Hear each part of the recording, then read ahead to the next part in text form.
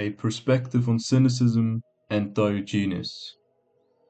I sometimes imagine myself fighting a person, and I realize that person is myself, my desires. While some ought to claim that I shouldn't fight my desires and give in, but if I'm not in control of my desires, I will not be in control of my life. I believe Diogenes wanted to be free of the norm, the constraints put upon society, as even today all we do is create terms and names, theories and stories to feel involved and good about ourselves.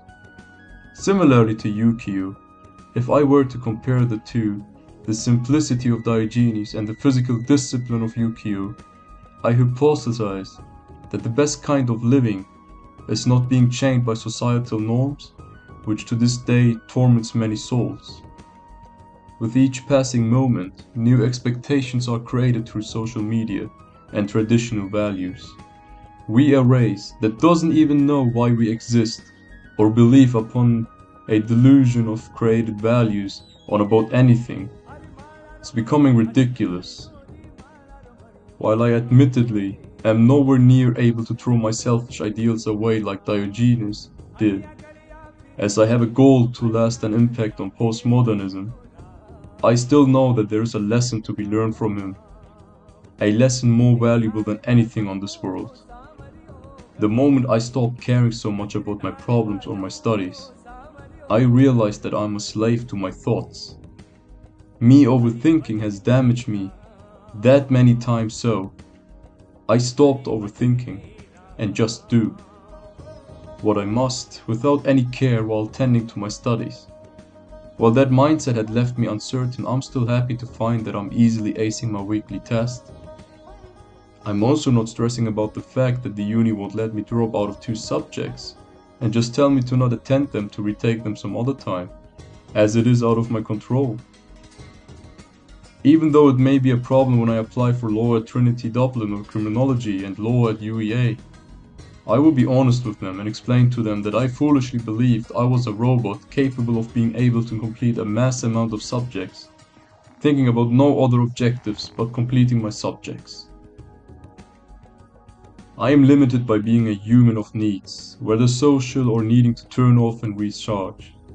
Living life isn't about finding a one-way street of a singular belief.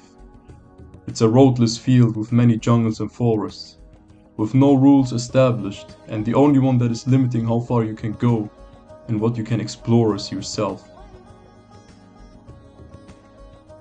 So I conclude my perspective that a way of life cannot just simply be one answer, but it is many answers, questions you will find to answer and ask.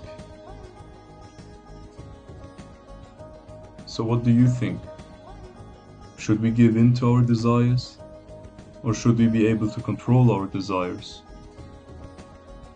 Honestly, if I were to ask my mother, she would tell me that it's the devil, because she's kinda religious, right? And I would answer her that the devil is the man himself.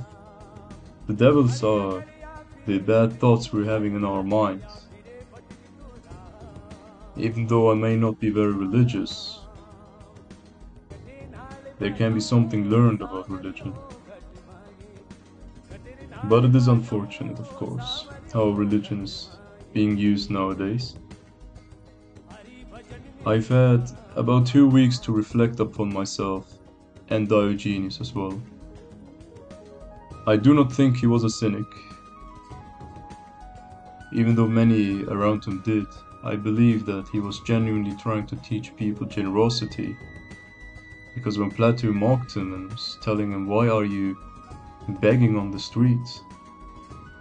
he was telling Plato that he was teaching people to be generous. And I believe that so actually. It's insane. Because everyone wants to be that Sigma male or have that grindset, but Diogenes doesn't say that you need to live like him. All he says is that you should live your life free. Free of worrying about what others think. Free of worrying about anything that you cannot control. You know, you can play the cards that you already have. or you can wait for cards that kind of be dealt to you, which you can play in order to get to where you want to be. I cannot force wind to blow one way, because wind blows anywhere it wants. But there are always people who are trying to control other people, and there are always people trying to make things go their way, and sometimes it becomes obnoxious. We need to sometimes understand that if you want to progress in life, if we want to progress as people, we need to be able to take a step back, and then we can move another step forward. That is a tough lesson which I had learned in the recent years. I had become quite cynical myself, if I had to be honest. After having talked to a lot of great people, after having made a lot of great friends, I've come to understand that it's actually not as bad as I thought it was. Life is genuinely beautiful and precious, and we should be living. And with this, I conclude this video as well. Please like, share, comment and subscribe, because that's the only way we can spread this new perspective on anything. And please let me know if you're interested of me talking about other philosophers. I genuinely like to think about Socrates, Plato, Diogenes, Aristotle. They have very interesting takes on the world, on governance. It's very interesting. And it's even more interesting that once you actually understand all these, is that you notice that the whole world is doing the same mistakes that the people in ancient Greece did, and it's always because of greed. But it is what it is. But because it is what it is, doesn't mean we cannot go and fight it. Back then, philosophers wrote books to make a change. Now I believe philosophers should use social media to make that change. And it would be a big help if you would help me grow my channel. Thank you very much.